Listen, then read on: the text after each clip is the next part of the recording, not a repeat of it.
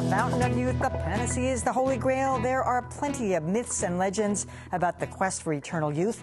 And if there's a modern-day equivalent, it could be popularity of brain games.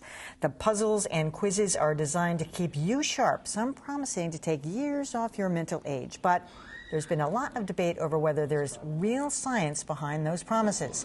Now, new research finds there actually is. My next guest co-authored the first of its kind study. Sharon Tenstead is a vice president of New England Research Institutes. Welcome to Greater Boston. All right, I took a couple of these little brain quizzes today. How do you know that it makes, how do you know it works? How do you know it makes you sharper?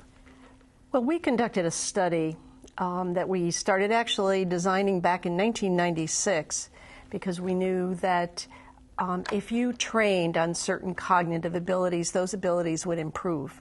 And what we didn't know at the time was would the effect of that training last and for how long, and would it have any effect on your ability to manage daily living tasks? We did find after 10 years that, yes, those effects lasted. People declined a bit, but they were still, their abilities were much better than those who weren't trained. Do they have to do it every day? Do they have to do it just for a period of time and it stays with you? This is the remarkable thing. We designed the training programs and we targeted the mental abilities of memory, executive reasoning, which is problem solving, and speed of processing, and delivered them in 10 one-hour sessions. And that was the end of it. Really? Yes. And 10 years later, those who were trained were still better than those who weren't trained. Okay. Can you also apply this, I hope so, because I'm like to word games, Sudoku, puzzles, that kind of thing? There's just certainly been kind of a plethora of all of these brain games lately, and I think with the the boomer population aging as it is, everyone is looking for something to do to keep themselves sharper and more active. What we know is that if you do something and you do it pretty regularly, it's something that will challenge your brain, that puts you in kind of a new situation, a new challenging situation. So that's going to be helpful.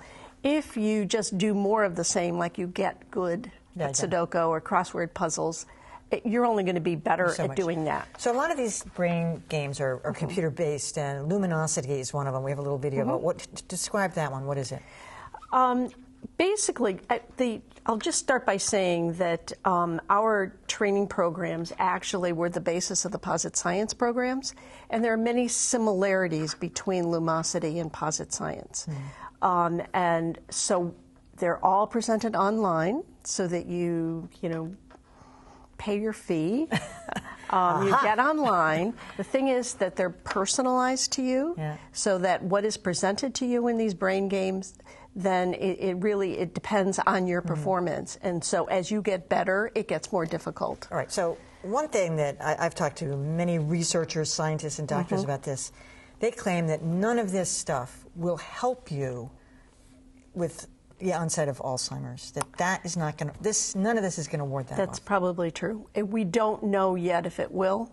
There are some research just starting now to look at whether or not very concentrated efforts, say at the early stages of Alzheimer's, might delay the progression. But we don't have any evidence that it does now. Because wouldn't that be the payoff for this kind certainly of thing? Would be the payoff. But a payoff here with any of this brain training is that if it helps people as they age to remain independent, because it helps them with the complex tasks of activities of daily living, things like taking your medications, managing your finances, driving safely.